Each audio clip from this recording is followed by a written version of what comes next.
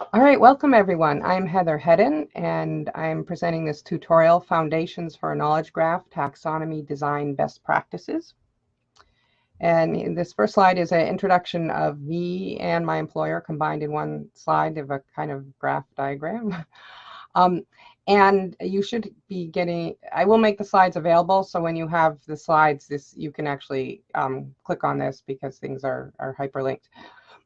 Yeah, as I said, so I'm Heather Hedden. I'm a data and knowledge engineer with Semantic Web Company, which is the developer and vendor of Pool Party software, which is for managing taxonomies, ontologies, and knowledge graphs.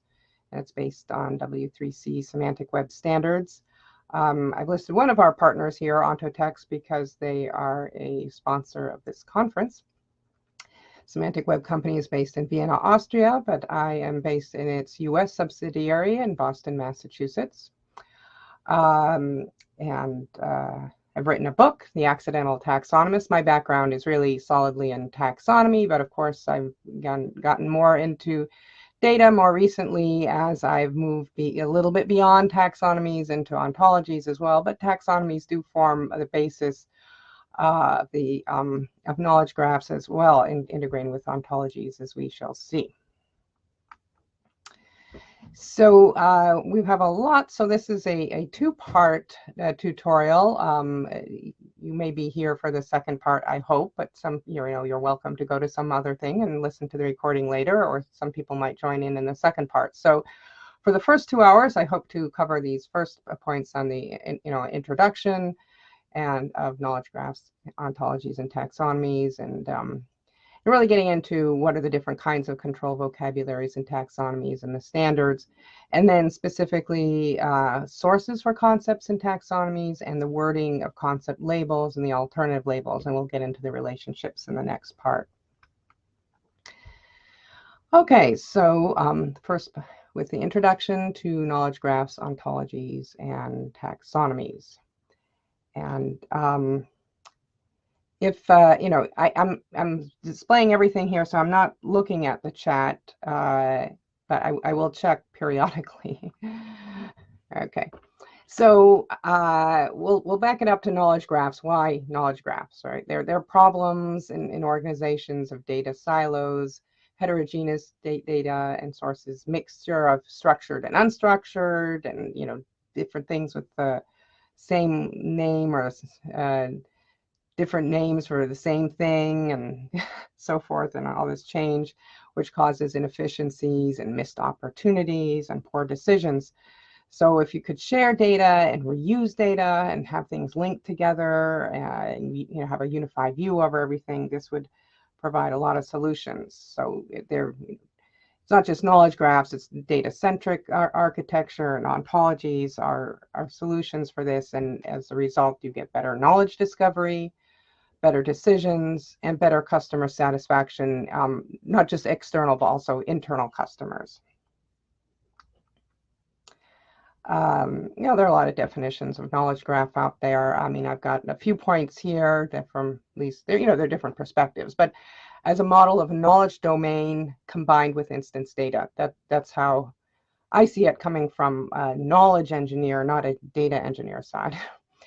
And so it represents unified information across a domain or organization, enriched with context and semantics that are meaningful. So, getting across different information silos. Specifically for a enterprise knowledge graph, we say it contains business objects and topics that are closely linked, classified, semantically enriched, and connected to existing data and documents. That's one thing. A knowledge graph can't just live in isolation, or you can have an ontology just by itself. It's an ontology, but it doesn't become a knowledge graph until it's connected to the data. It can also be seen as a layer between the actual data and content and the querying layer. So this diagram shows it as a layer in the middle. So you've got lots of content and data at the bottom layer. And while some data may be virtualized at the next level, not all of it is, and not all the content is. And then the next layer above that, the ontology and controlled metadata. So that's ontology and taxonomy, and then the front-end applications. So it's those two in-between layers that comprise the knowledge graph. Sometimes people think of knowledge graph, we have the virtualization, you know, and that they, or I mean the visualizations that the end user sees, but that's just the application layer.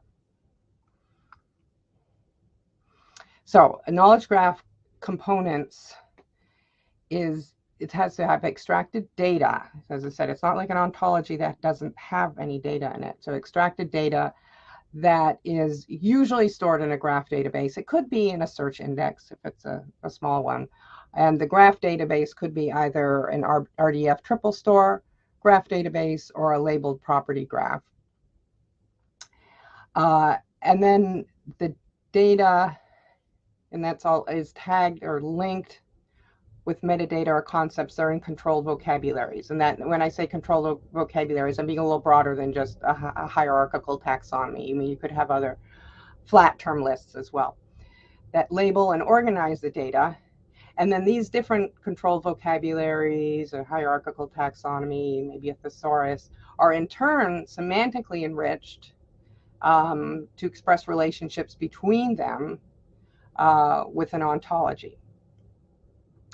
So sometimes there's a question of what kind of data is included in the graph and what is just linked to that's outside, and we start getting into what's the difference between data and content. You know, and it depends in the situation, but you know, content, when we think of documents and pages and images and other files like that, versus data that tends to be managed there in, you know, cells and spreadsheets and in databases. Okay, so I referred to ontology. That is more of a model of a knowledge domain. So it's similar to a knowledge graph, but it excludes the actual data. It's a formal naming and definition of the types, properties, and interrelationships of entities in a particular domain. And those relations contain meaning, and so they're called semantic relations, because semantic means has meaning. There have been different standards for ontologies, but the definitely most common is those provided by the World Wide Web Consortium. And in addition, so there's, you know, it's based on RDF, that's Resource Description Framework, which describes everything as triples. And then there's RDF schema, which is enriched more, and I'll get into these in a later slide. And then there's web ontology language, which has the not exact acronym, because the letters are in different order, OWL. Again, it comprises classes, relations, and attributes that are linked in triples. And here's an example of a triple, a triple has three parts: subject, predicate, object. So if you think of it, you know, in language and grammar. So Rome, Italy, and then the predicate is, you know, capital city of, and then the object is Italy. But of course you could change things around, and you could make Italy the subject and Rome the object, and have a different predicate that's the inverse of it. So OWL defines ontology components as entities, properties, and literals. Entities are the subjects or objects of the triples. The subject is referred to as the domain, and the object is referred to as the range. And there are two kinds of entities: classes and individuals. Classes are sets of concepts that share characteristics, share properties, which I'll get to next, characteristics or relations. They may be grouped as subclasses, so you can have a hierarchy of classes, or they may just group together the individuals, which are the instances of the class. So individuals are members or instances of a class, which would be a unique entity, you know, such as a name, you know, a person name, or a company name, or something like that. And then properties are the predicates in the triple. So they're properties about individuals, and but but they're applied to at the level of classes and then inherited down. And there are two kinds of properties: those that are relations and those that are attributes. Those that are relations in OWL are called object properties, and those that are attributes are called data type properties. Now, object properties as relations go between two different individuals, and they could be one way, which is directed or a single direction. Symmetric, they go in both directions, but they're the same, like a relation like related goes with, or has an inverse or a reciprocal, where it's different in each direction, which is actually the most common, the most useful. And then data type properties, that's sort of just one way. We don't really have, as far as a triple goes, it's just kind of the value is the like the object. So it's a characteristic, or, well, as the word attribute just it says. So the literals then are the values of the attributes. And then we'll link down here to read more.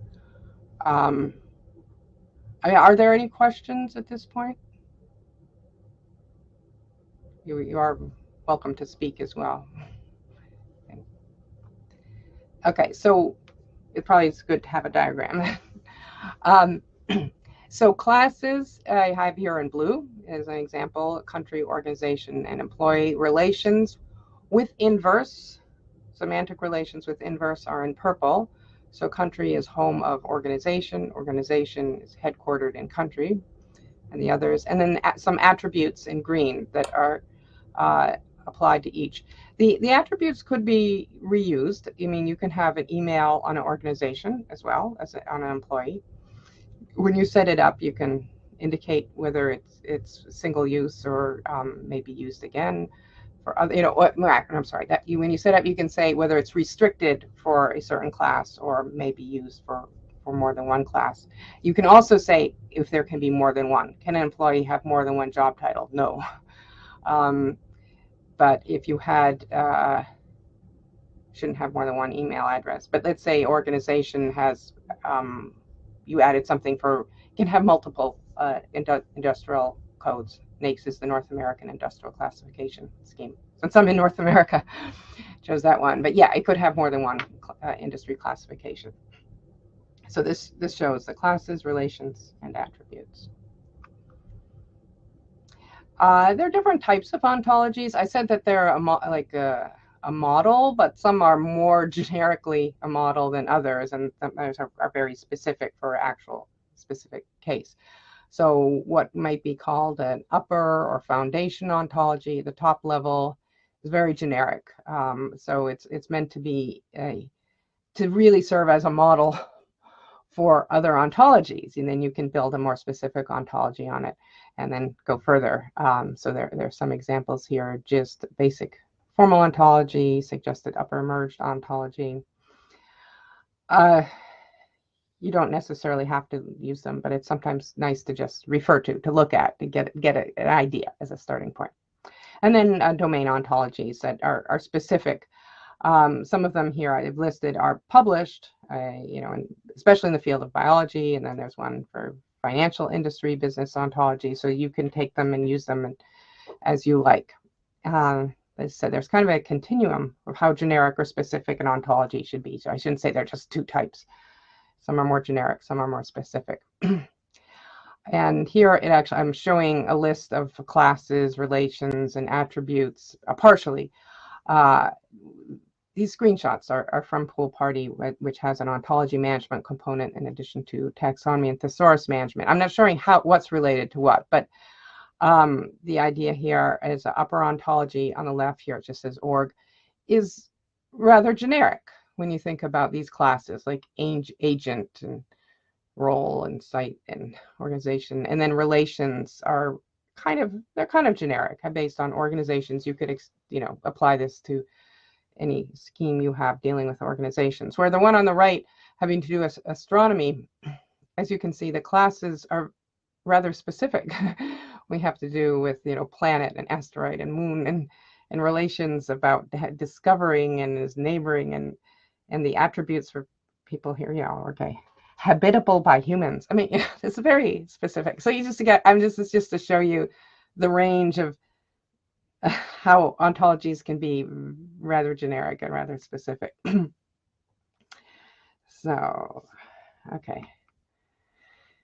So ontologies provide the semantic structure of a knowledge graph as a kind of a template for those, you know, types or classes, the attributes, and the possible relations between entities. So the term ontology is sometimes used to mean any structured model, including vocabularies. I would just acknowledge that that's not quite correct. I'll be using it in the stricter sense of especially an OWL-based ontology that may be generic, it may be, you know, like that one on org, or maybe more specific, like the one on astronomy. But you see, we still don't have the specific entities. We don't have the names of the astronauts. We don't have the names of the missions. We don't have the names of the spacecraft in it. So that's in the other part, in the, you know, taxonomy or other data. But there are issues of scope. Like to what extent unique individuals named entities should be included in the ontology. So the ontology language does say that individuals are a feature of ontology. And then it's not just the model. And to what extent are narrower and specific concepts included, or is the ontology more just a generic semantic layer? So there are different, here we're defining as ontology just the model, or does it include the entities? So yeah, that's why there are two kind of definitions or approaches here. That's really a generic model, or it's a combination of the specifics of a taxonomy and named entities with the, and it's and the ontology layer together, that's also the ontology. So you will come across these two different understandings and definitions of ontology.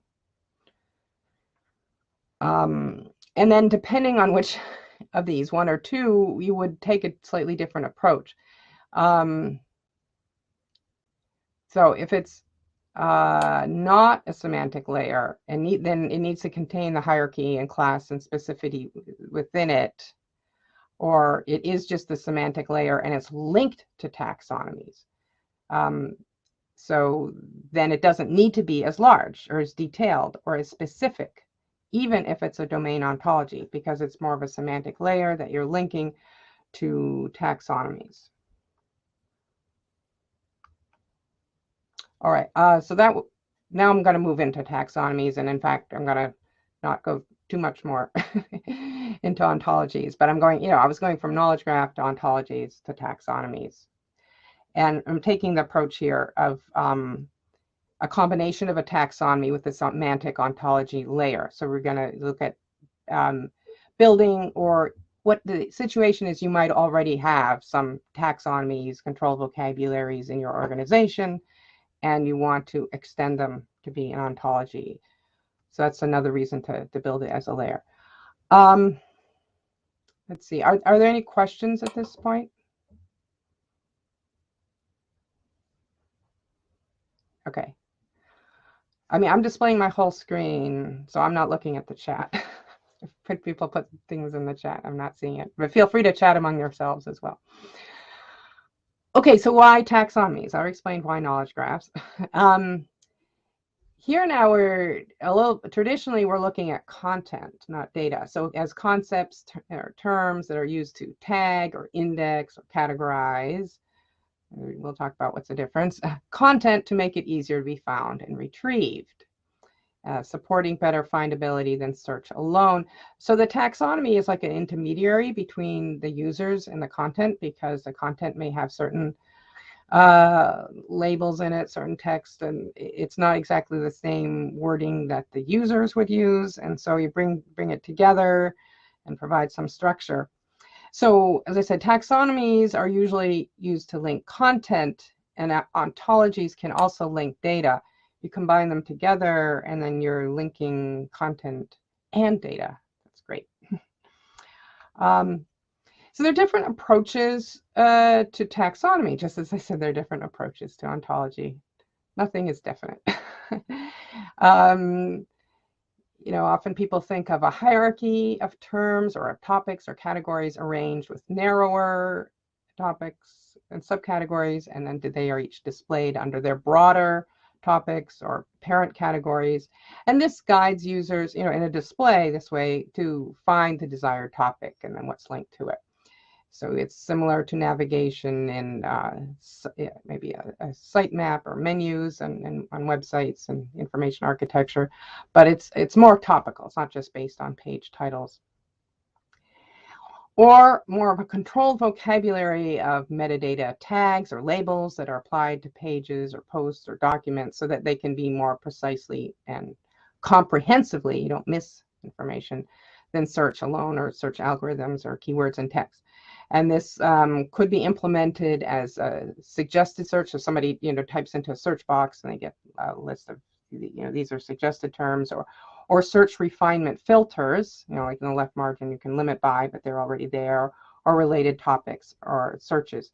So I'm going to do a poll here. Let's see. Maybe I shouldn't be. Start poll. Okay. Do you tend to think of taxonomies as one or the other, a hierarchy of search terms or topics, or a controlled vocabulary method? This is a really quick poll. So just, which do you tend? We acknowledge it's to a certain degree both, but I mean, if you had a certain perspective.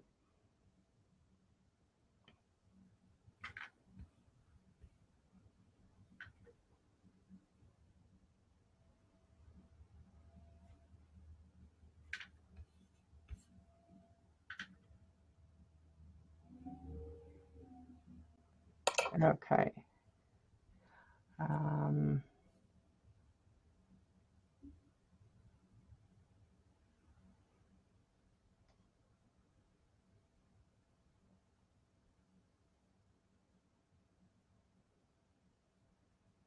Okay. Well, I'll end that, and I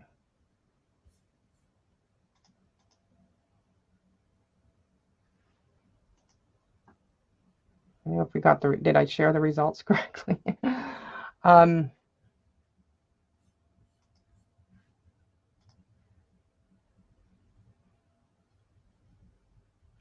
It was definitely more on the first one, the hierarchy, with about 2 to 1 on that. Okay, I just make sure I'm sharing my slides again. Is that correct? Yes, that's looking okay. Good. All right, I'm just going to show some screenshots. I mean, here, is a hierarchy one. This is from e-commerce website of office and related products. You can see 3 levels here. In the first column, high level, the products, and then office supplies is selected, and then we see the next 2 levels because you have bold and sub. So this is certainly the category type of taxonomy. And this one from a data part of the World Bank is the controlled vocabulary of terms or tags. And it's obvious that it's controlled because nobody would enter in a keyword of population, comma, male, which is maybe not even good style for controlled vocabulary terms. But you can see that it's hitting on to the controlled list. So a taxonomy has at least features of both to a certain degree, of being controlled and being organized. So it's a kind of controlled vocabulary. So controlled vocabulary is actually the broader grouping of it, or knowledge organization system. We'll get even broader. That's based on unambiguous concepts and not just words. And concepts are arranged in a structure that could be hierarchies. It could just be not very deep, or could be as facets. I'll explain what that is. It's a different aspect to organize them. It was developed as based on ancient Greek roots. They didn't actually have taxonomy as a field in ancient Greece, but taxis meaning arrangement and nomia meaning method, or actually I think rule or law. So, you know, originally, of course, it was the science and practice of naming and classifying, like plants and animals. And so there still is that aspect of classification. It's still relevant to it. And that's why I think most of you chose that. And the benefits, again, the benefits from the control is you bring together wordings, different synonyms for the same concept. And so this helps people search for information by different names. And the classification or structure organizes information logically, so people, you don't have to have a browse interface, but there could be that, or context from the other side, from the indexing side as well. Again, all of our concepts here have stretched meaning, so sometimes taxonomy may refer to any control vocabulary, even if it doesn't have a hierarchical structure.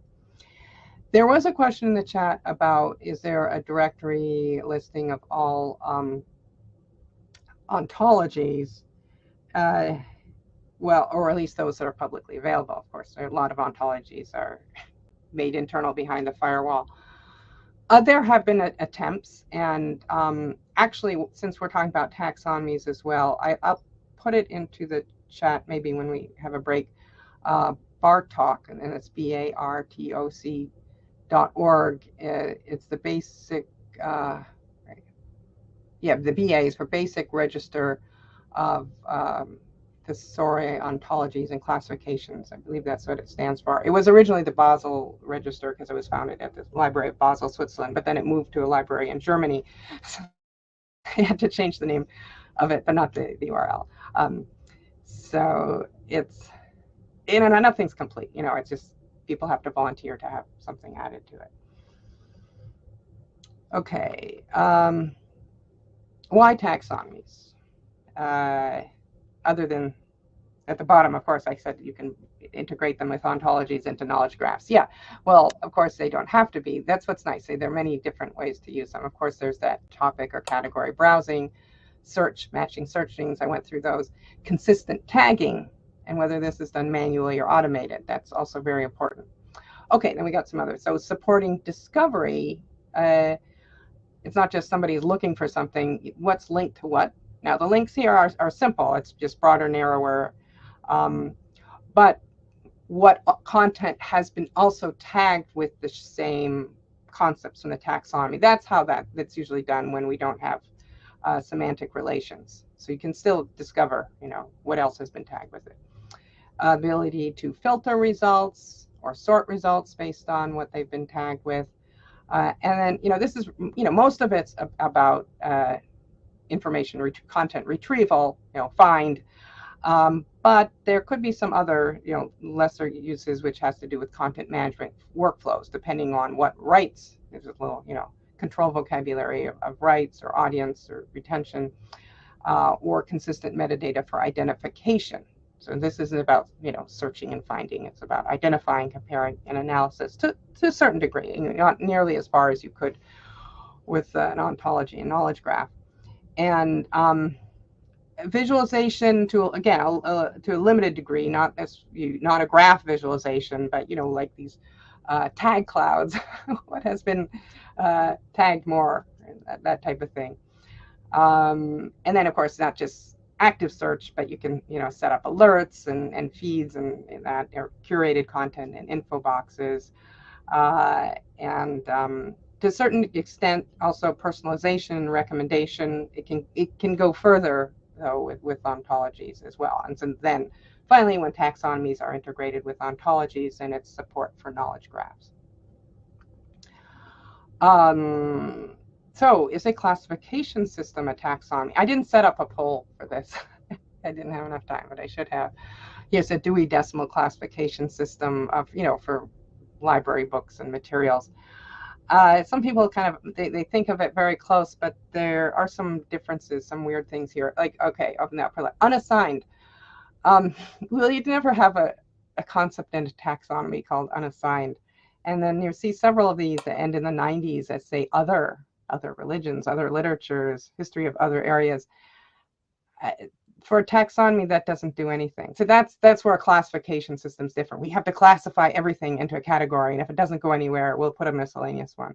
And they're just some other weird weird things about this. So I do want to just have this side by side, because a lot of people who are new to taxonomies think, oh, it's a classification system and we'll model it. Now, of course, superficially, you see that classification system has those numeric codes and taxonomies don't, but it goes beyond that. So a classification system doesn't have those synonyms or alternative labels, because you just see this display, where a taxonomy, as I said, you bring together the synonyms or variant names. So that's an important difference. The classification systems try to be comprehensive and balance coverage of a domain, well, until they become out of date. They're no longer balanced. Whereas a taxonomy has just the terms or concepts that are needed. And it's built, and so therefore, if it has hierarchies, those hierarchies can be unbalanced. And in that sense, I mean that you have a broader and narrower and just 2 levels here, and somewhere else you have 3 or 4 levels, because more detail is needed to cover the content. Classification systems are designed to be browsed hierarchically top down, but taxonomies can be approached different way. They could be browsed, they could be searched. They might not be fully displayed, as you saw, something that comes up in a search box. Classification systems are built for a subject domain in general, or everything if it's for a library, but sometimes they're built for an academic discipline. But then they're kind of independent of the content, and any different publishers can use it. Where taxonomies are custom built to include the topics for the content to be tagged. Remember I showed that initial slide where I had the taxonomy as the intermediary between the users and the content, but this is custom built for a specific set of users and a specific set of content. Classification systems provide for limited expansion, an unassigned category that they will assign later. Whereas taxonomies can grow and adapt without limits. And that's also an important difference between taxonomies and ontologies. The ontology is a little bit more static. When it's created, it's as a model, and there may be occasional changes from time to time, but not very frequently. Where in a taxonomy, the new concepts will come up frequently. I mean, just think of everything related to COVID-19. Lots of taxonomies needed to add new concepts to cover different aspects of the whole pandemic. Classification systems finally, have those other and not elsewhere classified, and taxonomies don't do that because that's not useful. Okay, so that's all kind of really the background before looking now at the different kinds of control vocabulary types. Let's see here. As I mentioned, a taxonomy is a kind of control vocabulary, which in turn is a kind of knowledge organization system. And it's actually not really a method to organize knowledge directly, but a scheme to organize the concepts for organizing, classifying, and tagging and retrieving information.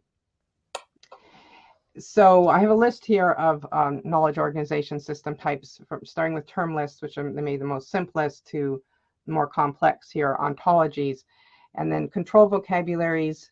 Basically, those are the ones that are used for tagging and information retrieval.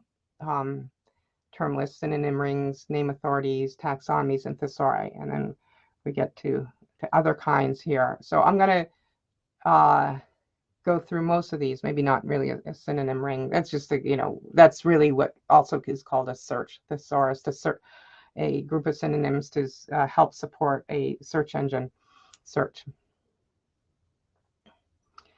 Okay, so term list is that's a flat, simple list of terms where there's no hierarchy and there are no synonyms. And so it's usually short enough that the user can see everything, or maybe have some browse, as these examples of country of publication, language, and format. It's maybe to say a term list is it's a control vocabulary. A term list is not an knowledge organization system by itself. You'd have to have a set of term lists. So, usually they are used in different metadata properties or as facets in a faceted taxonomy. So yes, it's really part of a larger set to be a knowledge organization system. Then a name authority is a special type of control vocabulary for named entities. And this is a little bit different from the perspective ontologies, which has instances in it here. This is an ability to have named entities that does not have hierarchy, but you could have additional attributes to them. So named persons or companies or brand name products or something like that. Again, this is a screenshot from Pool Party. If you look at SKOS, and I'll get to that, that's a simple knowledge organization system standard from the World Wide Web Consortium for taxonomies and thesauri and everything, these things that are not ontologies, has broader, narrower related concepts. Those aren't used here, and we can have some preferred other labels. But if you see over here to the right of it where it says business, I've created another scheme where here you can have other attributes that are relevant to a person. So, I mean, this isn't an ontology, but it does have that one feature of an ontology, which is attributes. So that's why name authority is kind of interesting. These name authorities have existed before SKOS, before W3C. I mean, you could just use other ways of doing it as well. Okay. And then taxonomy, which is a type of control vocabulary or COS here. I mean, knowledge organization system, where it has the structure of broader, narrower, and it may or may not have those synonyms or alternative labels. That's optional, and it could comprise several hierarchies. So on the one to the left, a hierarchical taxonomy. This is an excerpt from the Integrated Public Services Vocabulary of the United Kingdom. This is just the branch on leisure and culture, but you get the idea of the narrower specific types that are displayed to the end user as indented underneath it. And to the right is just something I whipped up, a faceted taxonomy, such as for searching for jobs. And then, so each facet is an aspect grouping here by, limit by career level, limit by function, limit by industry, limit by location. I didn't have room for that. So it's still a taxonomy because we're, in a sense, categorizing and grouping in that way. It works a little bit differently, but both of these are the kind of the two different models of taxonomy, more hierarchical, more faceted, and they could be integrated as hierarchical and faceted. So here, how a hierarchical taxonomy is managed, just with a selected concept cakes here, again, from Pool Party. It has a broader concept, desserts. You can see on the right, it's broader concept. Because we're dealing with cakes, and you can see that it's what's above cakes in the hierarchical tree. It has narrower concepts as well of specific kinds. All right,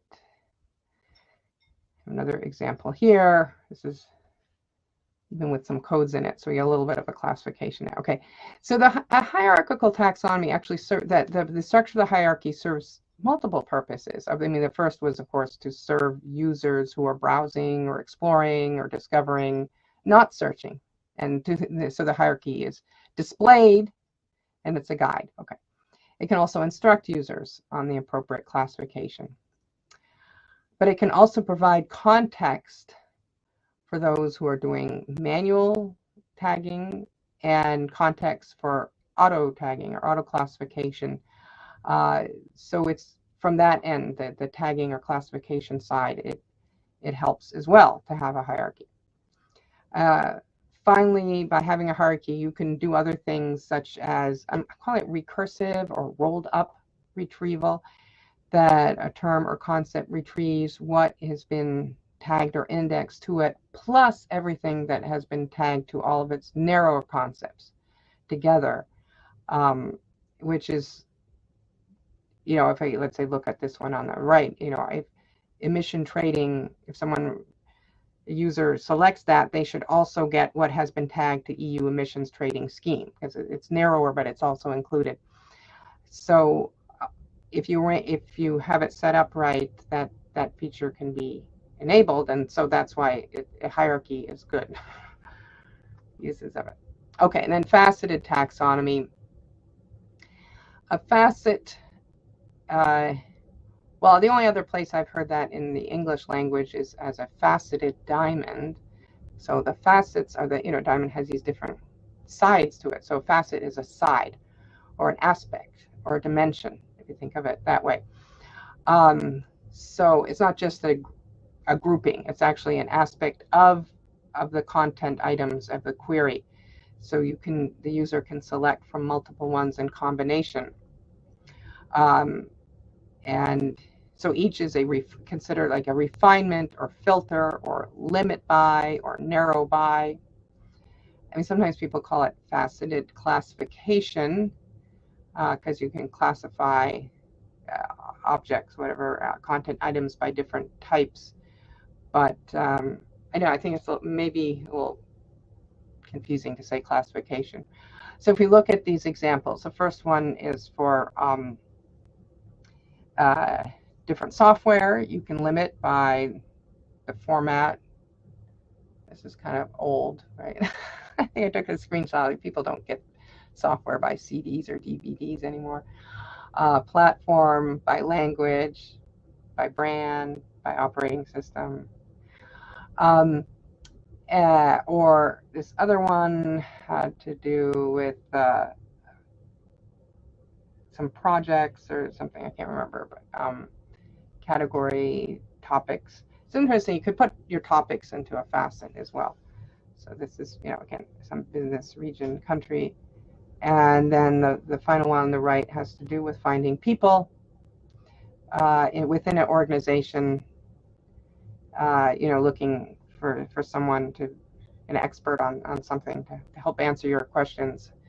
What department they're in, what job title they're in, what office location they're in. But the facets are suitable for content of a similar type that shares the same facets, or most of them. So it's this method doesn't work for everything. It's more for limited, a limited content silo, I guess, such as all the research literature, or all the internal policies and procedures, or the person profiles, or digital media. So they could each have their own set of facets. Okay, so I've got a few more here on another one on the right. Okay, it ensures comprehensive tagging and comprehensive search retrieval results by different aspects, and supports filtering. In a sense, it's kind of guided Boolean and searching, because users, from this facet and from this facet, from this facet. In fact, one of the examples with the check or tick boxes, the user could even select multiple items within a facet. That's not always the case. And it allows users to control the search and the refinement. And they can narrow it, or they can remove something and broaden it again, and in any order, which is nice. They can select from the facets, not necessarily in the order that the facets display. Okay. That was the taxonomy. And now moving on to Thesaurus. And it is somewhat of a continuum from taxonomy to thesaurus, but thesauri have existed more formally for a longer period of time, so for several decades, at least going back to the 1960s, in print, to support consistent indexing, especially of periodical article literature. And there are standards for thesauri. How they should be constructed. There's an ISO standard thesauri and interoperability with other vocabularies, ISO 25964. And then ANSI/NISO, that's the American National Standards Institute National Information Standards Organization. So it's the Information Standards Organization that actually wrote it. The other one just kind of approves it, publishes it. guidelines for construction, format, and management of monolingual controlled vocabularies, but it really is all about thesauri, not so much controlled vocabularies in general. Of course, the obvious difference is that the American one is about monolingual, and the ISO standard includes multilingual thesauri, which is interesting, but it is expensive, and the ISO standard is free. So it defines that the vocabularies need to have the hierarchical, broader term, narrower term relationship, but also an associative relationship called related term. And the synonyms are not considered as alternative labels, but they had been considered as different, a non-preferred term compared to a preferred term. So there's a slightly different way that these are modeled, and it uses the word term, not concept. So there's this relationship. I have this excerpt actually is from the ASIS Thesaurus. It's the Association of Information Science and Technology, although they have a library science type term here, materials acquisition. So UF means used for. So these are the two non-preferred terms or synonyms. Library acquisitions, used materials acquisitions. It has a broader term, BT, of collection development, has several narrower terms with NT, and several related terms with RT. In fact, I have an example here that I put in. It's from I used to work for this company, Gale, that has a big library research database on all kinds of subjects. Yeah, in the humanities. I don't think many of you are dealing with humanities subjects. But this one on church music, you can see the UF for used for, and the BT, broader term, religious music, and lots of narrower terms and lots of related terms. But I put this into Pool Party so you can see it in now it's become more common, the SKOS model. So yeah, it's broader concepts, narrower concepts, related concepts. But then instead of used from a non-preferred term, these other pastoral music and sacred music are just alternative labels. So it's more managed as a concept. But that shows you now how you would have a thesaurus and a thesaurus concepts in SKOS, the Simple Knowledge Organization System model. Oh yeah, I'm sorry, I forgot I compared them. The red is the alternative labels and non-preferred terms. Green is broader, yellow is narrower, and the purple highlighted is related. So a thesaurus really focuses on facilitating finding the appropriate concepts, especially as guiding with an alphabetical browsing of names and the alternative labels or non-preferred terms. But it supports both end users and manual indexers. And this is an old screenshot from, I had previously worked at Cengage, which owns Gale. And this is the user interface that the manual indexers, we don't say taggers, we say indexers, would use so they could, select which control vocabulary. D is for descriptors, meaning, the subjects, and start typing and type ahead, educational V, and hit on educational videos. And then you can see these relations. So broader term, narrower term. C also means related term. That's sort of a legacy from Library of Congress subject headings. And seen from is used from, so that means those are the alternative labels. Classroom videos and videotapes in education. But so you have this combination of hierarchical and details. And oh yeah, so the ones with that red do not enter sign means those are the non-preferred terms. Those are alternative labels, and they redirect. See, educational volunteers, see education volunteers, and it's all hyperlinked. I think you get the idea that having a thesaurus could be useful for a large topical control vocabulary that is used in manual indexing. All right, so we have a summary here of the different types, term list, name authority, taxonomy, thesaurus, and ontology. Now I add to that because it's not really a control vocabulary of their different features. And what I put in parentheses are optional, not absolutely required. So a name authority doesn't actually have to have the attributes, but it usually does. A taxonomy doesn't have to have synonyms or alternative labels. It really depends on the size, how big it is. A thesaurus is pretty strict on what it's supposed to have. I mean, ontology has more features than this, but I mean, the main ones are the semantic relationships, the classes, and attributes. So, however, an ontology is not just like more complex. Remember, it can be seen, this might be a better model. Remember, the ontology is a model, a semantic model that can be on top of, I probably should extend it over to term list as well, the other control vocabularies. I do want to just compare taxonomies and thesauri a little bit. And the reason why is you often will hear them used interchangeably, especially if you are using a commercial tool such as Pool Party, where it says thesaurus management. They say, well, I'm making a taxonomy, but it's the same component, same module, the same tool. And it's not just, I mean, there are the other commercial tools on the market for taxonomy management. It's taxonomy / thesaurus management.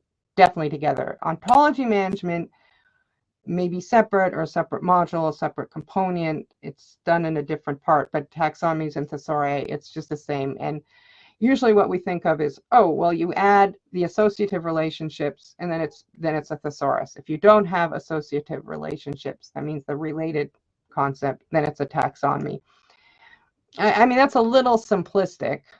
I mean, there's kind of traditionally a taxonomy has things, concepts into hierarchies, where a thesauri, you could have hundreds of top terms because it's not being used to browse hierarchically from the top down, but it's more kind of focused on the concept. So while there are hierarchical relationships, there could be little hierarchies all over the place.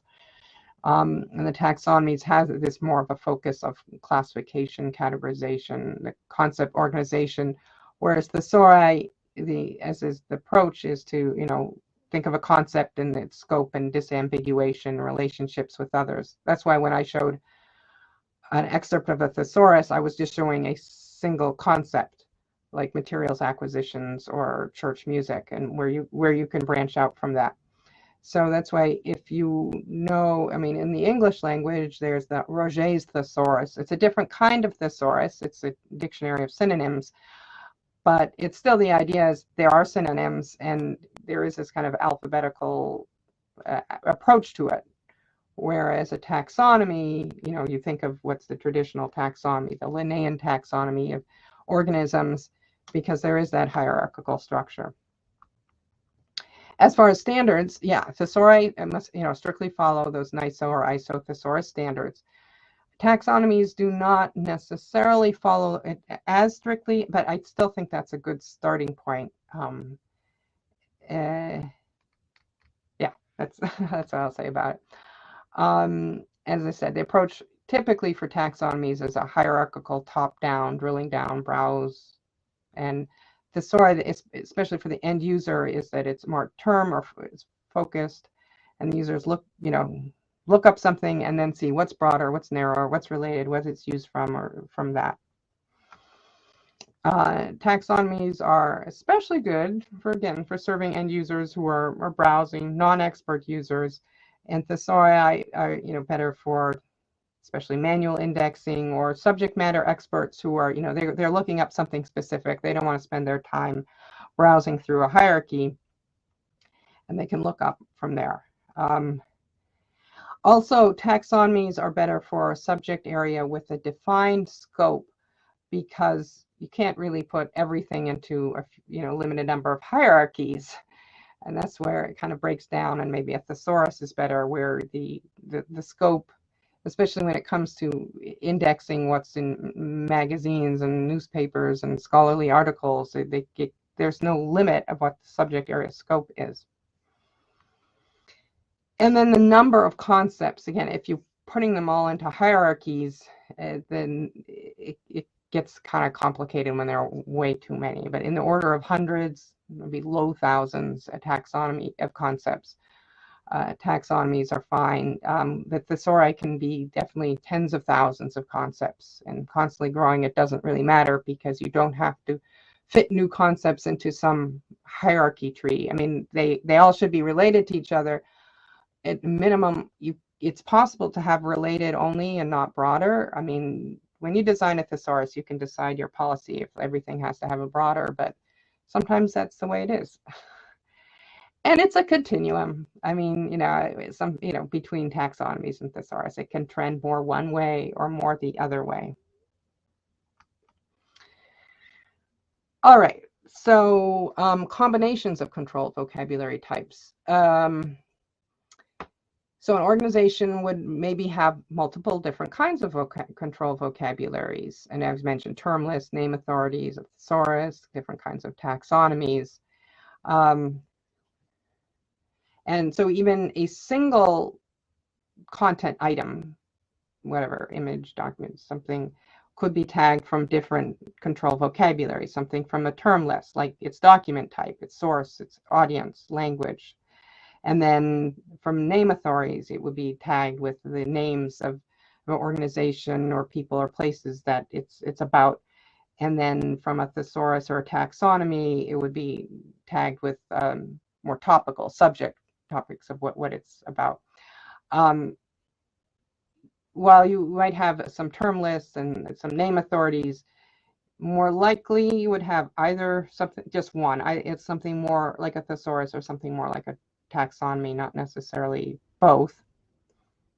If there was some reason, you could have something that's more like these categories, a higher level taxonomy, and then a thesaurus of specific tags. And that goes back to what I said at the beginning of the two different kinds of taxonomies.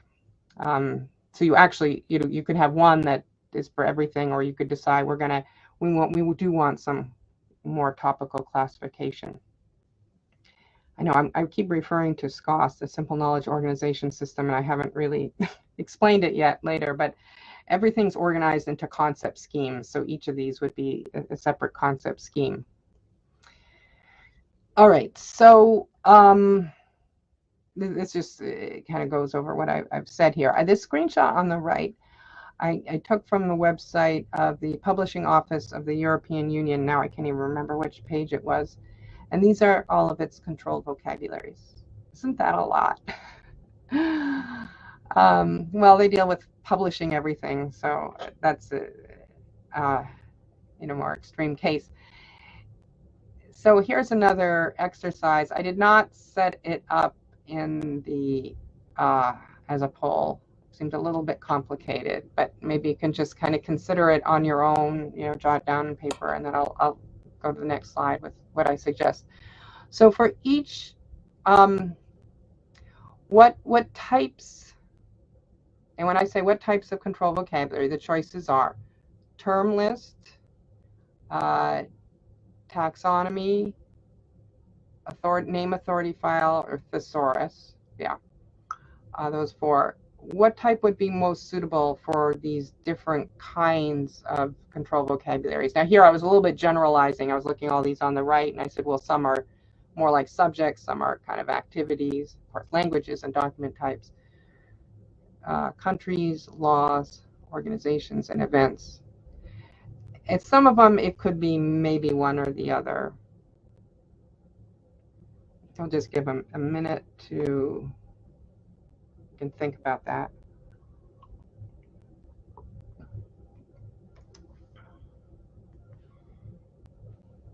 Okay. And I think after this, since we've been at it for an hour, we'll take a 5-minute break.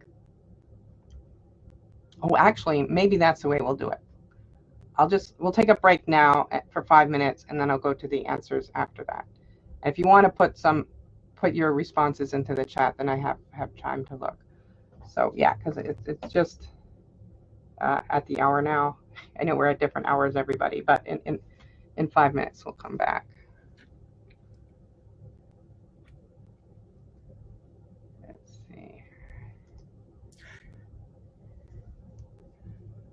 Heather, it's Rob. Yeah. I'm just wondering if you share your screen as an application rather than an entire screen. I think you Yeah. might find that will allow you to keep an eye on the chat at the same Yeah, time. it will. It will just make it smaller. So let me Okay, no worries. I could do that because if I change the layout,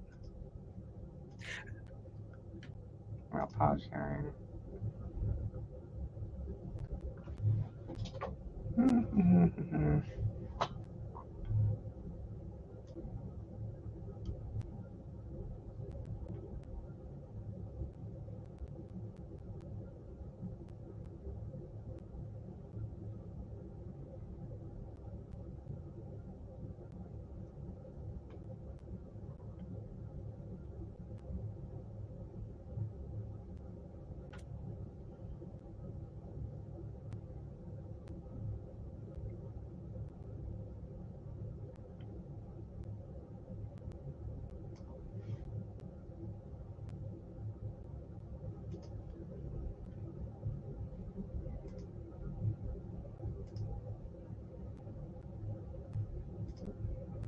Right here.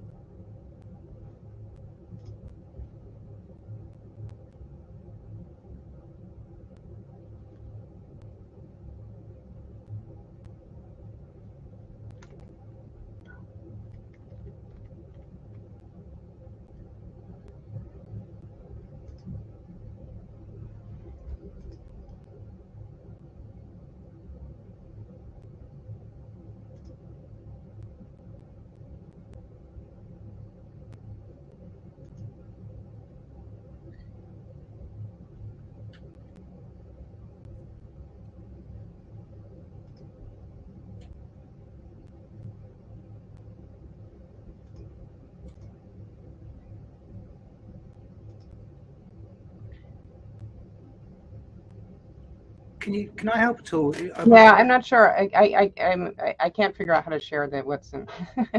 To share? Yeah. I think you need to have to stop sharing, and then the plus menu should give you a share application now. Okay, that was it. All right. Share screen.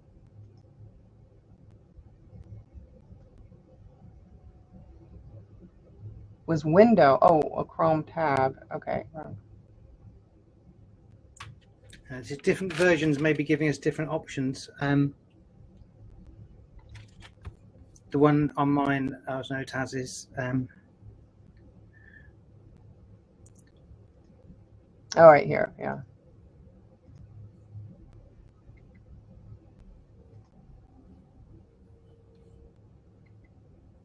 Okay.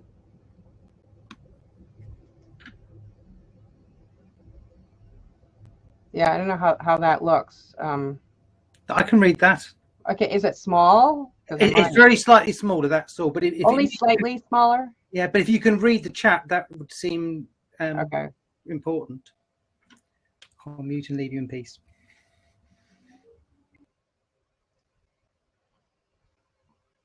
Yeah, because I see a lot of white space around it, but you don't. It takes up just the box. Okay.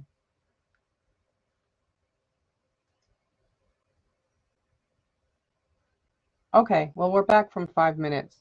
And I said, in the meantime, I decided I'm going to display this a little differently so I can read the chat. But I hope the slides are still big enough. That's weird. Okay. Yeah, I got a thumbs up here. Okay, so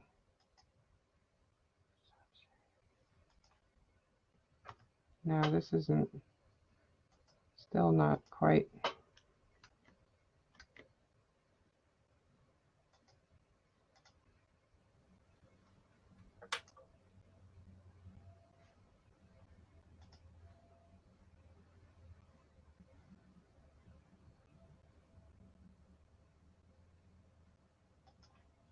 No, this isn't working for me. I'm sorry. Okay.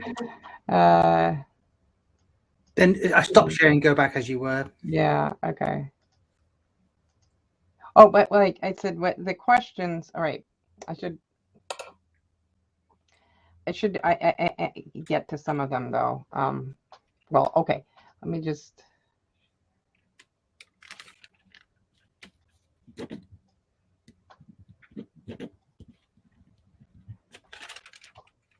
These were the answers then.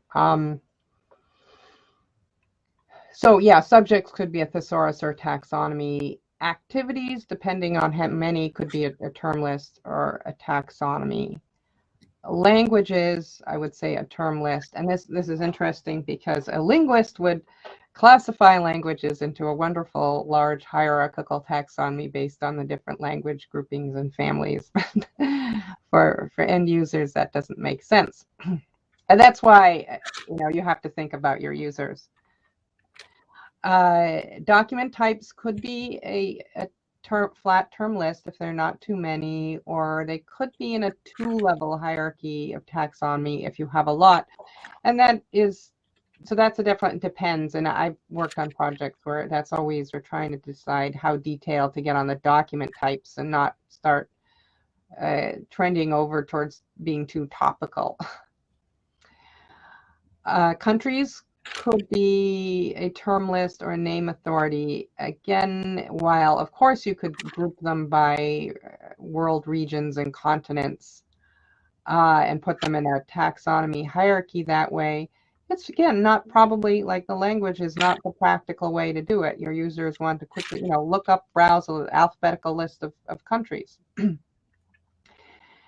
Yeah, and it's for your use case, you may not need every country of the world, just the ones that are relevant to your business. But I'm saying it could be a name authority if for some reason you wanted to have additional data about the countries. That's not as common, but it could be. And then laws, organizations, events, these are all good candidates for name authorities because you would want some additional attributes or metadata on it. All right. I do hear someone flipping pages, so maybe you should mute it unless you're asking a question. Okay, so just kind of summarizing here at the end, that a taxonomy could also, just as far as the names, you will hear a taxonomy used to mean any control vocabulary, especially in the enterprise or corporate setting, or enterprise or content management system, or websites or e-commerce.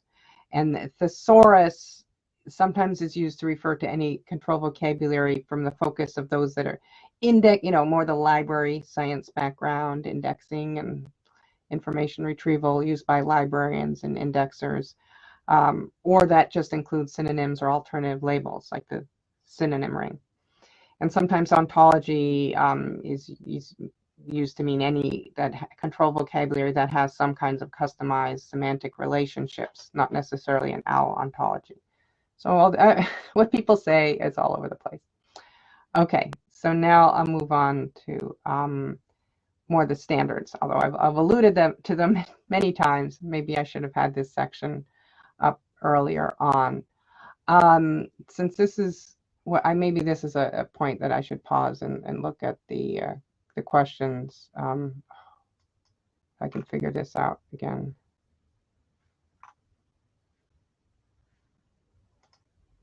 Okay, so I'm sorry, it took a while. I did answer the first one, and someone put in the chat Bartok, and that's good. All right, there was a question if the difference between ontologies and taxonomies is that ontologies are connected to data. That is a difference. That's certainly not the fundamental difference. So that's just as far as a use case goes. Yeah, that if you're needing to bring in more different kinds of data, then you would want to go towards an ontology. Okay, and I will share the presentation afterwards. Let me try to figure out how I'm not really sure how the conference is doing that. But if you don't get it, I have my contact information, and I'll make just send me an email and I'll make sure you get it then, because I do know that you'll get access to the recording for a while for anything. Okay, it can use a combination of a control vocabulary and classification structure. Are they mutually exclusive? A classification structure, I was not considering a control vocabulary because it doesn't really focus so much on vocabulary or names or labels, especially since they tend to have, numeric or alphanumeric codes. That is their, form of governance, and they suppose they could change the label as they want, but because if you see this structure, there isn't the use of synonyms and other labels as much. That's why, in that sense. In a different sense of, I use the word combination to mean you, in the use case implementation, you might combine having more than one type of control vocabulary for tagging and classification of the content or data. In that sense, definitely, many organizations might decide, okay, we're going to use a standard industrial whatever classification on our content, but we're also going to tag with subjects and other things from a taxonomy that we've created. That is quite common. Okay, I've been asked for some book recommendations on ontologies. Sorry, taxonomies. Yeah, there are a number of good. What I have over here. All right. Well, we should get to the end, but I mean, I wrote the book on taxonomies. Okay. And ontologies. There's this one that I have two lying around here, and there are more. There's also the one semantic models by Panos. What is it? Let's see, Polis. I don't have that in print. I have that, but I'll write those down. Okay.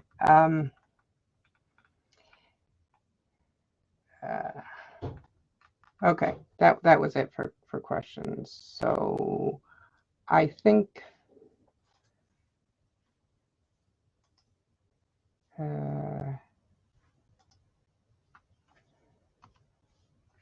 Things have kind of shrunk down here.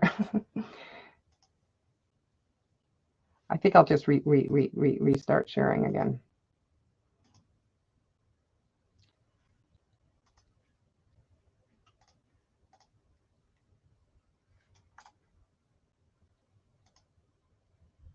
Sorry.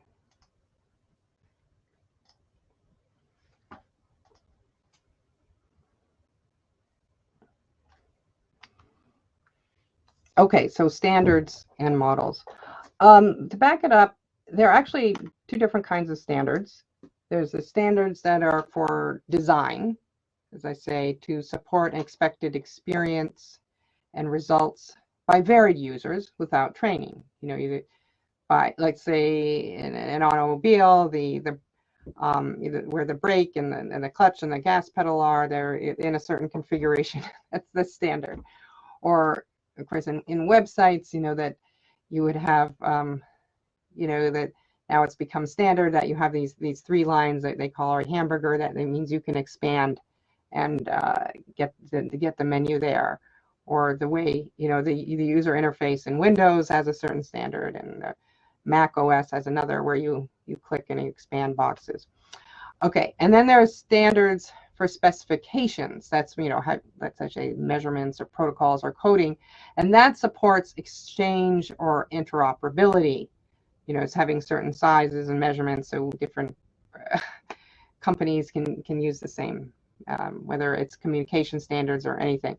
So for knowledge organization systems, there are also standards of each type, and I referred to these already, especially with the Thesaurus standards. The Thesaurus standards of ANSI, NISO, and ISO are standards for design. Now, the name Thesauri and interoperability with other vocabularies does sound like, oh, it's about interoperability. Well, that's part two. And again, it's more, so part one, it's in two parts. The first part is really just about best practices for design for Thesauri. And even interoperability, it's not a standard for it's saying these are possible ways to do it, so it will be more interoperable. It's not actually laying out the standard.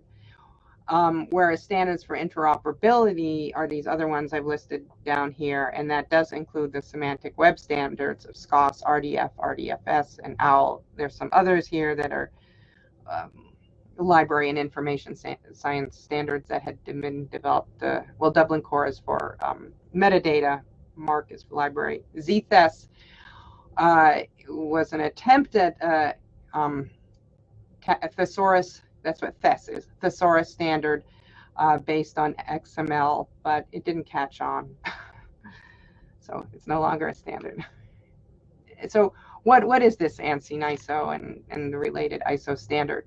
I'll just go a little bit into that. Here's the basics of it. I mean, it is due for an update. They usually like to revise it every 5 years, and they're overdue on that. What it covers, though. Okay, the definition, types, and structure of various control vocabularies. Here again, they're talking about terms, not concepts. Term choice, scope, form, style, relationships. And this is, I think, the most important part. What is a good, well-formed, terms and relationships, especially hierarchical, because that's the focus, especially of all taxonomies, not just the thesauri. When should two concepts or terms be in a hierarchical relationship versus associative? And then things about formats and, a little bit on interoperability and merging, but just guidelines, again, not a specific standard. And some other approaches, and even vocabulary management systems considerations in case you want to create your own controlled vocabulary or thesaurus management tool. Some organizations do that.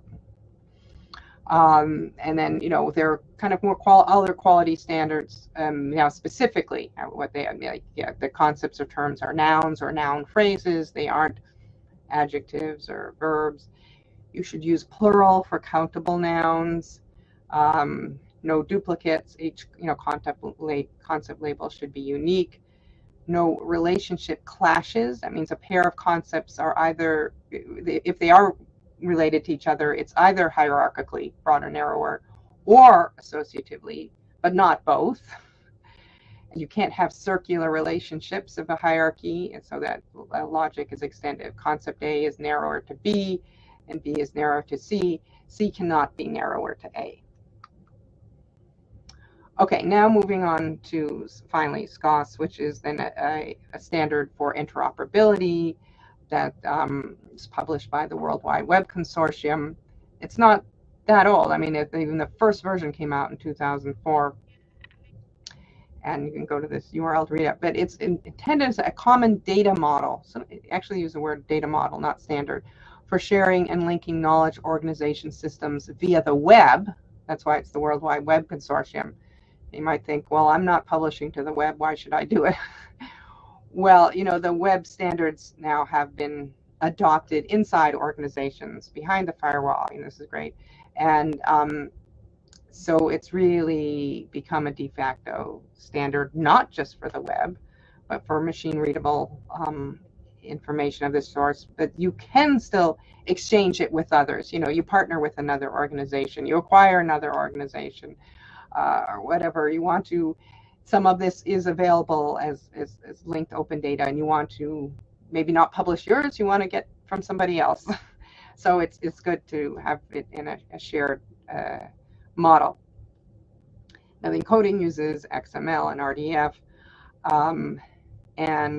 but they're all different, all the kinds. The name authority, thesaurus, taxonomy, ontology, and a sort of can be built on SKOS. I mean, ontology we go beyond it, but because they're then use the ontology standard. But it is for different, not just for you can do your term lists, your hierarchical taxonomies and thesauri, all with SKOS.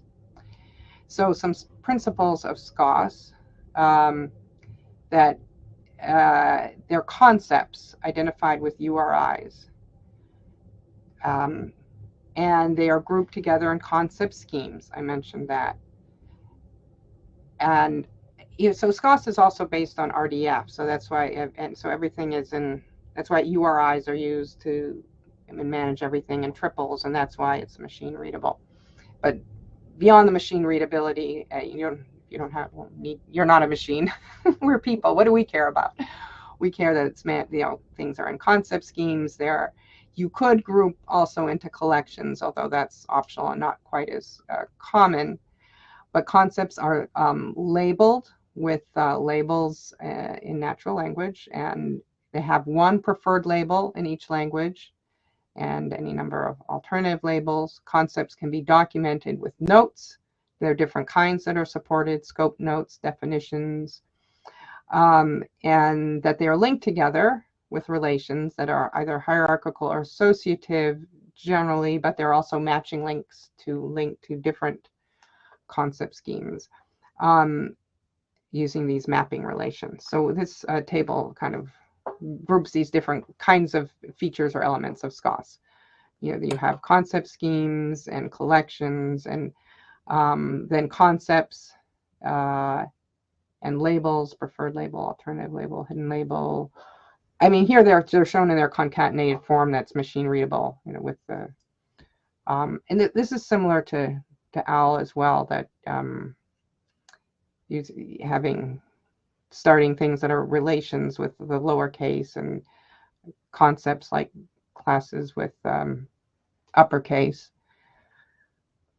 Some of this is more common than others. Use as much.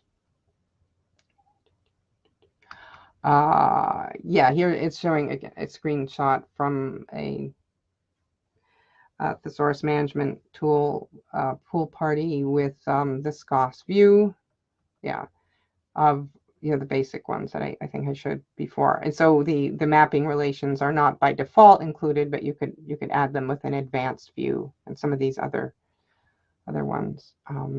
Were there any questions? I mean, I'm sure there are questions about some of these features, and I don't even know if I can answer all of them. Scope note definition. Scope note is also a feature in a standard feature of Thesauri. It's really a guidance to how it should, the concept should be used in tagging, which is different from a definition. A definition is more like a glossary definition. If there's if it's a technical concept, example, sort of extended to that, don't use it that much. And then other notes. Let's see.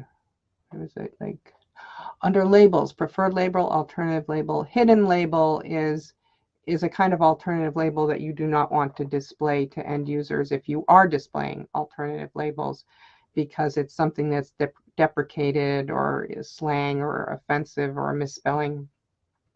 Notation is intended to be used for, yes, you may use SKOS to create classification schemes, and that's where you could put your numeric code for classification. And there's a little bit of freedom of how you want to use the different elements. Okay, so I referred to this before, but just the Thesaurus model versus the SKOS model is that in Thesaurus there are terms, and in SKOS there are concepts. And it is better to have, I think, to have concepts which have labels, preferred and alternative, because the word term sort of conflates the idea of concept and label. But the way they deal with that is that there are preferred terms and non-preferred terms. And it gets kind of confusing because they say, how many terms are in your taxonomy? Or are we counting non-preferred terms? But in a SKOS vocabulary, it really means how many concepts do you have? That's what matters. And maybe you've heard reference to this phrase, things, not strings. Well, a concept is a thing, and a term or a label is a string of text. So we're moving away from this term-focused strings to focus on things that are concepts, and I think that's better. And it just allows more flexibility, especially multilingual. It's preferred that way as well. But in the thesaurus model, your content would be tagged to the preferred terms, and the hierarchical and associative relationships are between preferred terms. Whereas in SKOS, it's the concepts. The content is tagged to concepts. The relationships are between concepts. So that the labels preferred and alternative are more like attributes of a concept. And I've referred to these other standards.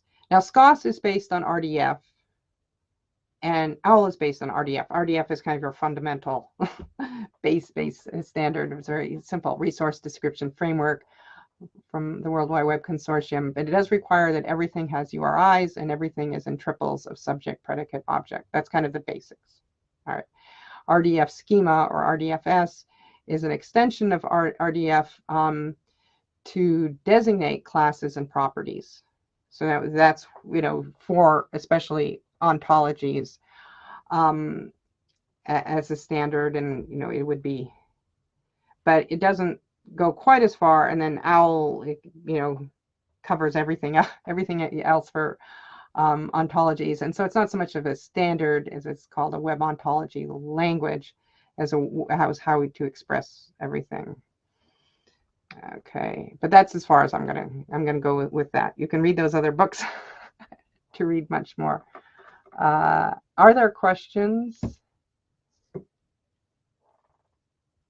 that you didn't see in the chat?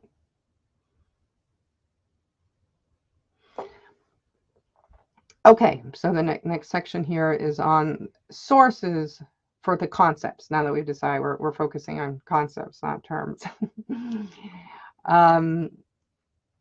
Especially, you know, in the taxonomy, where we are back to this image of that the taxonomy is the intermediary between users and content. Therefore, when considering the sources for the concepts in the taxonomy, you need to consider both what appears in the content and what the users think of, their needs and input, what they look for, what they name things. Okay, so yeah, sources for concepts, the content to be tagged, the users, and then you can look at all after that. Third on the list is to consider external sources, because that may give you some ideas, but again, you need to look at your users and your content. So the content, this can be done, is a combination of manual and automatic term extraction. Start with the manual to survey what you have, and then supplement with any automatic methods. For users, there are different approaches depending on, you know, who's available and who are the users, you know, whether it's internal, external. It can include brainstorming workshops, interviews. That's especially interviews, at least some of that. Submitted lists of concept and terms. You know, you ask the subject matter expert, what are the main concepts in your subject area, and they can send you a list. And then finally, to supplement, again, with search query logs and other internal usage data is good. You can see what people have been searching for. All right, and this, whether creating a new taxonomy or maybe you're updating or enhancing an existing one, you could use these approaches. Okay, so looking a little more in detail, the content and material. So manual identify main concepts from the content to be tagged with the taxonomy from representative samples of content. Now, of course, we're focusing on content now, not data, because data would be used for more modeling the ontology. And then automatically, so from a set of content, we might call a corpus that is to be tagged. But you could also look at if that's not sufficient, or you don't have access to it yet, or it's going to change. You could also look at an additional very similar source of content as a corpus also to get ideas. Yeah, we're going to move into this other direction or something. So it's not yet tagged. Okay, a little more detailed now. I'm getting detailed on each slide. Manually identifying main concepts. Some from a representative sample of the content to be tagged of different types, looking for concepts, especially in titles or section headings or lead paragraphs, and the main idea. So you have to assume the role like you're a manual indexer, you're manually tagging, but the tags don't exist yet. You got to make them up. And also consider what might be search strings that people would look up.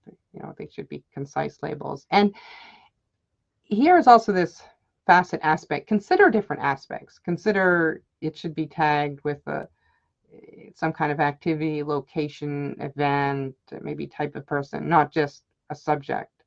This way it gets more comprehensive. So this manual survey can also get the main idea more reliably than automated methods of term extraction. We'll just say, yeah, this occurs frequently, and that's not nearly the reason. So my advice is you start with such a manual identification of the main concepts in a representative sample of the content to start creating a taxonomy, and then you use some automatic term extraction method to supplement it. So here is, give this as an example. It's a little hard to do the exercise, but here's an article, and if you wanted to identify this for sample concepts or terms for tagging, you can look at this, and again, I'm not looking at the chat to see what you type in, but you can just jot it down yourself. I'll give maybe a minute.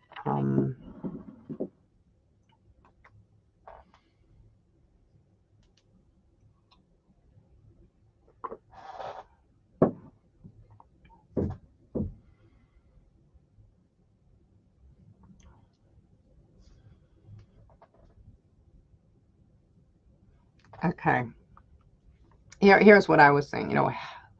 It's about healthcare services or health services delivery more specifically, and then some concepts like health equity and racial and ethnic inequality, and then the type, it's a study report, and the location, United States. What was interesting about this one is that the title throws off a little when it says modernizing licensing and help bridge the health and telemedicine, because it's actually, that was just some minor point. It includes telemedicine. It's only mentioned twice, and licensure is only mentioned in that one sentence. So that's why some manual review. What's the main idea? The main idea is not telemedicine. The main idea is when they say health disparity, well, for racial and ethnic reasons. So just the idea that sometimes you got to spend a little time and finding out what would be, possible terms or concepts by skimming articles.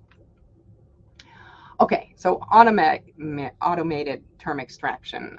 This you would use some text analytics technologies, and that, based on natural language processing. And there are a lot of tools out there. Some of them are even free, and will extract terms based on frequency. They might look at what's in the title and give that more weight, which is normally okay. That last article was a little bit throwing off with telemedicine.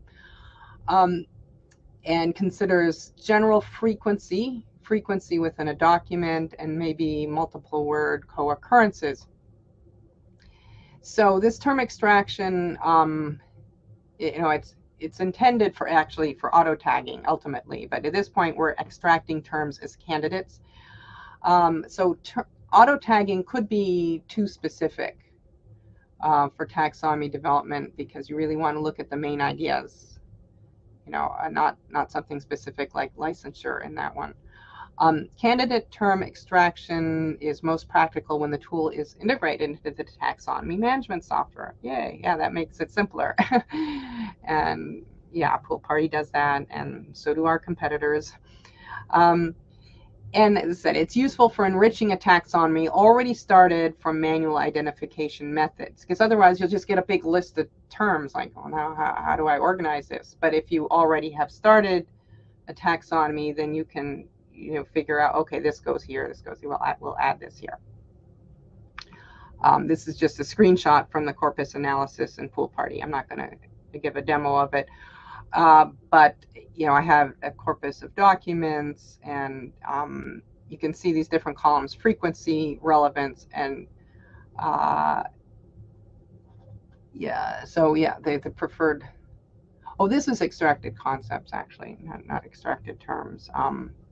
But there are scores on it and so forth. Okay. Then that was all about sources for concepts from the content. Now moving on to the users. I said so. There are different users and different stakeholders. So stakeholders, of course, include the owner or manager of the control vocabulary, who could be consulted for some of those more higher level significant concepts. Get an idea what are important concepts, not necessarily the term labels.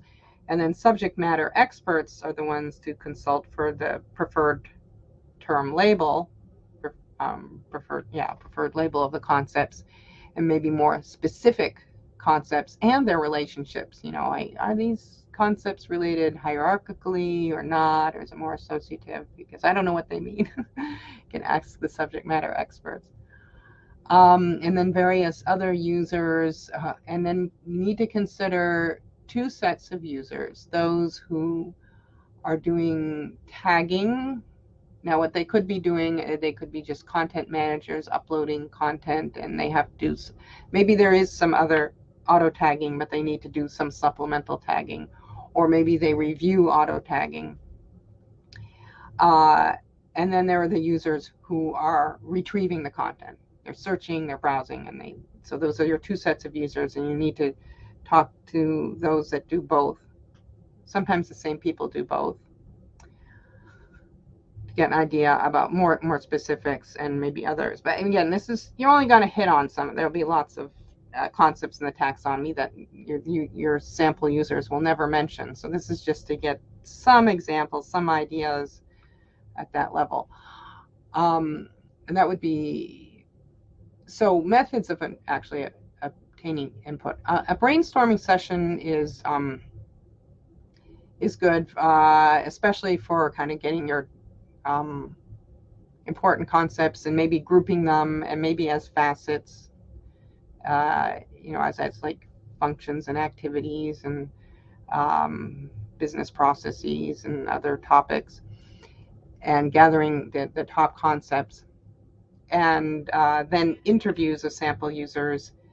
You can't get a lot of so many individual concepts out of interviews. There may be a few. That's more to get a scope, or developing use cases that can be tested later, or designating what are the vocabulary facets and categories. Whereas requesting a list of suggested terms or concepts, then you are getting more detailed concepts. But you need to give them guidance, not too detailed.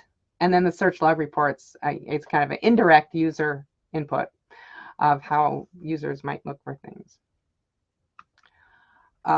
So the brainstorming, identify and name things, get rid of duplicates or outliners and group them into categories. That would be the basic steps. And this could be, traditionally it's done in person, but now there are all these virtual tools like Miro or Mural, whiteboarding and virtual stickies, and people can post things down. And the number, and then this especially is good for internal taxonomies. So as a workshop, that could actually be part of introducing what are taxonomies, or just a simple brainstorming session, which could be a smaller number of people. Interviews, it would be interviews serve multiple purposes. It's not just as a source of concepts. I know I put this under this section, sources of concepts and users, but the interviews is also to get use cases and identify the taxonomy facets and scope. People may be in different functional areas. You get a number. I mean, I've done this with anywhere from 4 to maybe well, 20 or so, you know, and you can be one or two people at a time, you know, representing different subject areas and functional areas. But you should have a set of prepared questions in advance. You can send them to the people that you interview, and then, but it's, sometimes people just will fill out some questionnaire, but it's good to have a conversation as well, because sometimes things come out of it. That's why I said I'm calling this an interview. And you can ask users, like, how do you discover information? How do you find desired content items? And those who are then doing the curating, tagging, content management, their questions about, do you have issues in tagging? Do you not find the concepts you're looking for? Or do you wish there was some other way to tag? So that's why you ask those different users of the taxonomy different questions. And then requesting term lists from subject matter experts. I just want to caution you should, give guidelines, define the scope, and explain that these are concepts for tagging. That, don't build a classification scheme of your subject matter. And that's what subject matter experts might tend to do. Oh, you want my help on a taxonomy? All right, I'll create a big classification. But that's not what's needed. It should be kept more limited. And as I said, to just tell them, okay, we only want 10 to 15 terms. 10 to 50, actually, I said that's a good range. May depend on the subject matter. And then you meet and discuss, and there's some iterative process between the taxonomist. I'm addressing you as if you're all taxonomists now, but whoever is, does that role. Okay, and here is actually a spreadsheet that I used in a suggestion term list from a subject matter expert a long time ago in a project I won't name, but so on columns A through E, here we're doing a hierarchical taxonomy draft in Excel. That's very typical to start out that way, and then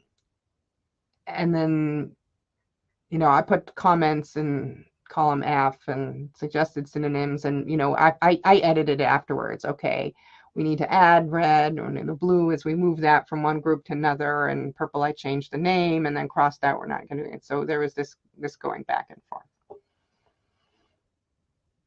All right. Okay, a search log, and this is an actual search log report. It's ranked, you see, by B, total unique searches. Someone was typing this in. I mean, this was an intranet within an organization, so there are all these acronyms that are used in that organization.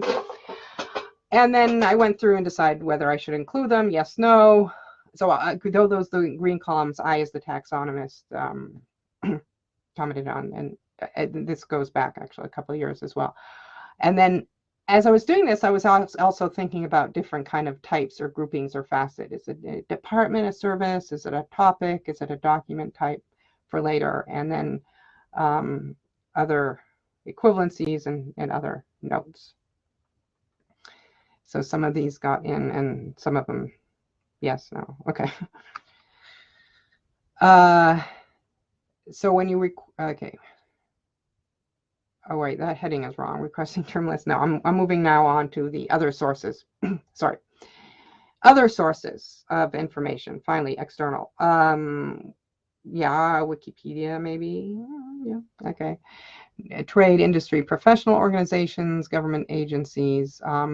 And if you're creating some kind of external public website taxonomy, then you can look at other organizations that are doing something similar, right? You make a competitor of your business or another organization, and look how they've done it.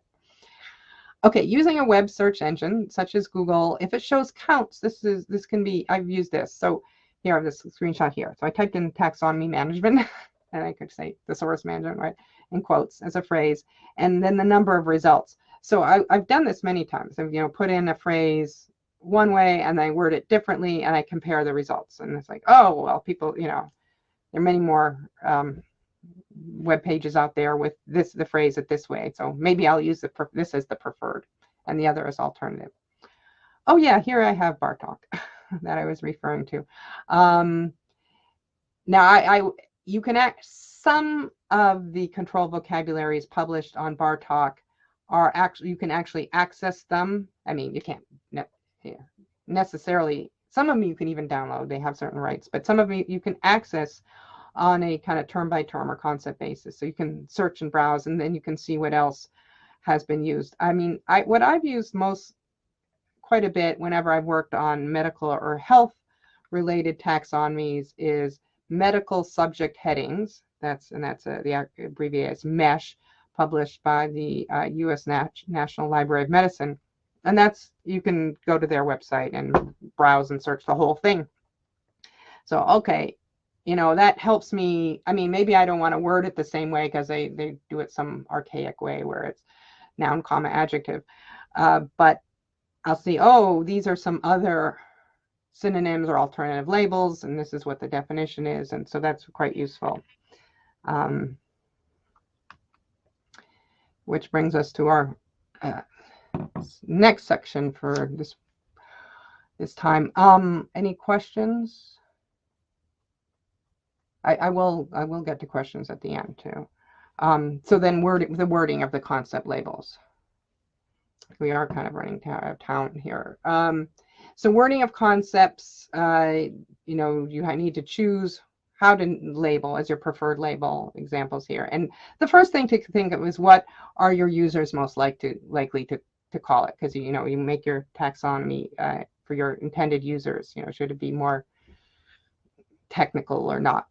Maybe you want to enforce some organizational or internal enterprise control vocabulary or conform to other academic standards. You should also have a consistent style throughout. And then wording of the documents itself, that's secondary to what the users would call it, especially if there might be inconsistency. So there are other issues such as differentiating between closely related, like foreign policy or international relations. Should those be separate concepts, or which should it be? And again, it depends. Differentiate between topics that are actions versus nouns, like contracting and contracts. You could have one as preferred and the other as alternative, depending on, it's a term list for activities, and then it's contracting. If it's a control vocabulary of document types, then it should be contracts, and contracting could be an alternative label. And yeah, that's why you need to consider, if it's just a big thesaurus, then maybe they should be both there, or it depends. And then having something broader and narrower. So hydroelectric power plants is narrower to electric power plants, but if there's not enough content on it, then it's not needed to have the narrower one. A little bit. Okay. More issues in labels for concepts. They should be unambiguous and understood even out of the context of the hierarchy. And that's, I think, the most important thing, because we always think of this hierarchy and something's indented under it, so it sort of inherits the meaning from its broader. And we see this is done all the time in back of the book indexes, but that's different. A book index where you have a main entry and a sub entry, they are tied together. It's not like it's a taxonomy that they live freely. They're linked. But these terms or concepts in a taxonomy are not just browsed. Remember, they could be searched. And when a user searches and sees a taxonomy term, concept, they might not see it's broader. I mean, they might, but they might not. So it can't be living, it has to be able to be on its own. So example here is, you had a taxonomy, you had nurses, and then narrower, you can't have certification. You have to have nursing certification as a narrower concept. I mean, certification might exist somewhere else in a different part of the taxonomy, but it's not that certification inherits the meaning of nurses as a narrower concept. That's the main thing. Everything else here, okay, have consistent capitalization, like here, corporate finance. I recommend, at least in the English language, to have the initial letter of the first word capitalized as this, Lowercase is acceptable, but that's usually what we see in a book index. My issue is that if users see that, they think, oh, it was just some keyword that it's not formally part of the taxonomy. Other users created it, or it was just, you know, the author tagged it with it. And then if you use capital corporate, capital finance, oh, that's the name of a department. That's the name of a company. It's a proper noun, and so that's why I recommend other way. Okay, it can be single word or multi-word phrases, and countable. I remember I referred to that in the standards. Countable nouns are usually in the plural. So occupational accidents. If it's occupational health, it's not countable. Adjectives, no, except if it's a, you know, attributes, of course, can be adjectives, and sometimes then attributes are displayed in facets, and so it's like a faceted taxonomy, like colors or adjectives, but that's a special case. You could have parenthetical qualifiers to disambiguate, like walnut, parentheses, wood, as opposed to the nut you eat. But that's usually just in a large thesaurus where everything's put together as opposed to separate concept schemes. And finally, avoid inversions. You know, it should be straight language. Racial discrimination, not discrimination, comma, racial. So, you know, these are just other issues to consider. I think I won't read the whole list here, but you know, it's you know, I mean, it's not just as simple as saying, oh, I'll just give it a name. You need to consider all these different issues. Okay. And then very briefly, different languages. You can link different languages together or develop a single, you know, if you have existing different multilingual, different taxonomies, different languages, you can link them together or create it multilingual from the start, which assumes the concept exists in both languages. And SKOS is very good for this because you can have preferred labels in multiple languages. Here I have a screenshot then. That same one I had before, budgeting. Now you can see preferred languages in Spanish and French in addition to English, and alternative languages for each English, Spanish, and French, but they don't match up exactly on the alternative labels. In fact, the number of them may vary. So that's the important thing to consider. And then the relationships, of course, are between the concepts, and the whole interface could be set to a different language. Okay, so the final thing, and I'm sorry, I'm kind of running out of time, but alternative labels is the final topic. And this is important, that they are not, sometimes people call them synonyms, but they're not exactly. They're approximately synonymous words or phrases, and remember, synonym is just a word, to refer to a concept for the context of the control vocabulary, the users, and the set of context. So what works as an alternative label in one taxonomy might not work as an alternative label in another taxonomy. And the purpose is to capture different wordings of how different people might describe or look up the same concept, idea, or alternative entries, which are differences between that of the creator, the author of the content, and the end users. They might think of it differently. Difference among different end users.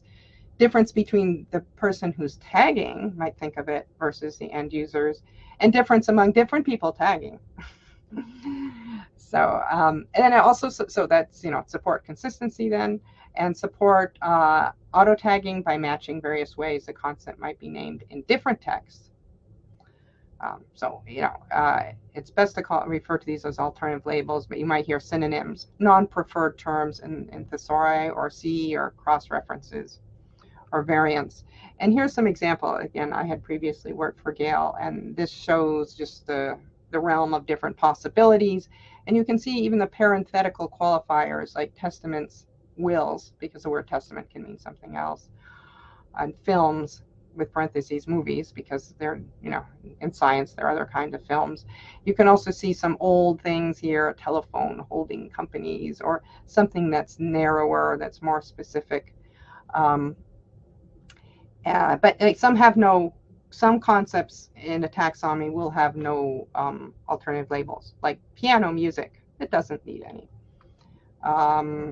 So yeah, if it's small and everything can be browsed, you don't need it. But if it's too large and the users can't just see everything, or if it will be searched and not just browsed, if there will be any auto classification or auto indexing, definitely have a lot of alternative labels. And it doesn't matter whether it's called a taxonomy or thesaurus. So a concept may have any number or just one or none. Again, alternative labels should not be reused. It should point to only a single preferred label. There was some, into traditional print thesaurus, they had some multiple use, but just in case you ever come across that. And alternative labels may or may not be displayed to the end user. And the sources, I am running out of time, I know. I was trying to decide whether this section would go in the first part or the second part anyway. But we can kind of go, again, similar sources as the concepts. Do not use Roget's thesaurus, though. And there are various types that are not just synonyms. As you can see, the full realm of them. Okay, I think I should, oops, yeah, I did that. Okay, guidelines. Oops, I had some duplicate. Wait, I'm going the wrong direction here. Okay. Okay, there's an exercise for creating alternative labels, and you can put them in the chat. I am at my, and that's the last slide on this section. And we will also revisit this exercise in part 2. If you're not staying for part 2, you might want to stay a little bit into this. And I'm going to look at the chat and see what we have here.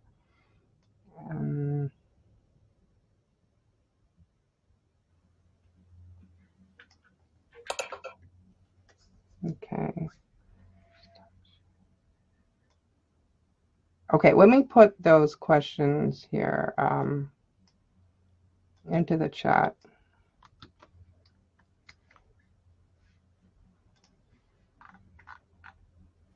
Oh, I think I can, or can I not? I'm trying to figure this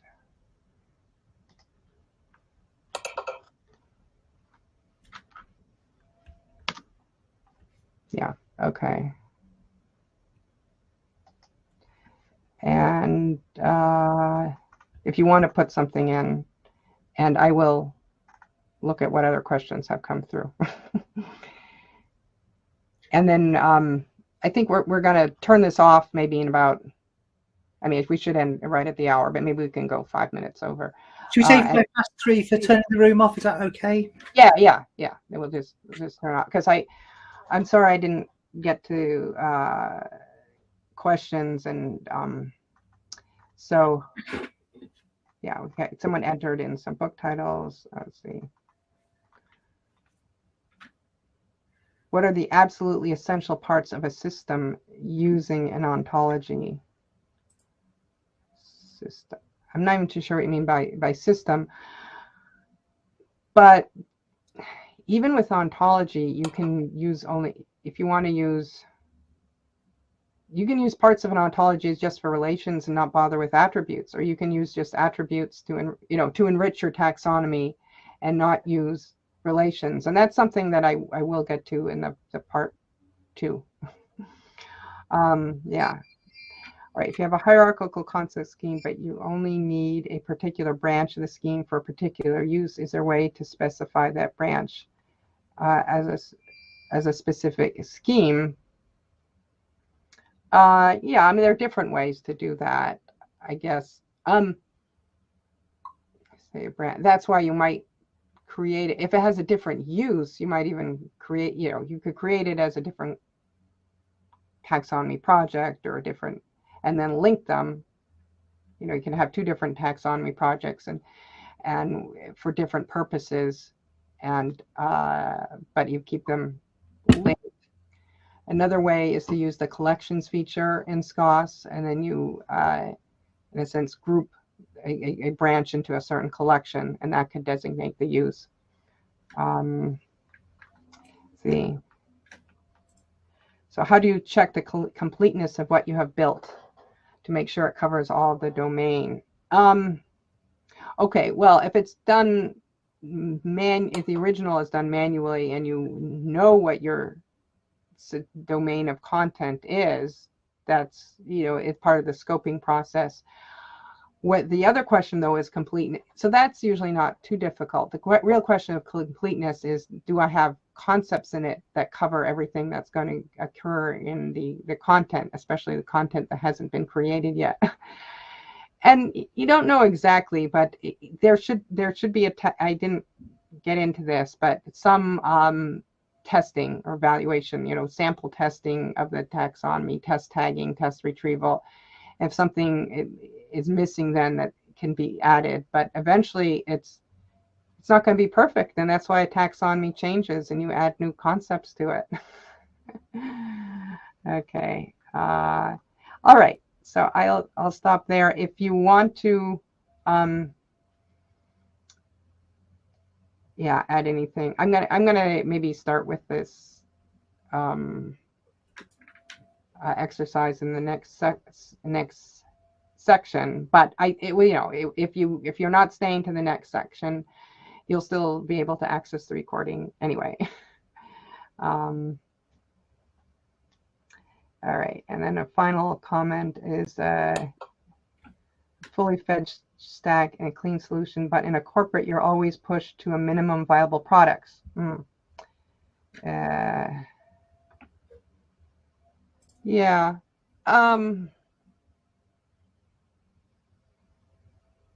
Yeah, a taxonomy doesn't, you can still, you can make it more minimal as long as it's designed well and is at least at the high level. It's still good. It doesn't necessarily, it's probably better not to get too detailed because, the users can supplement with the keyword search. And that's what's kind of nice. I mean, when you're getting into data and you want to model all the data, if you're missing some of that on the ontology side, that can be more critical. All right.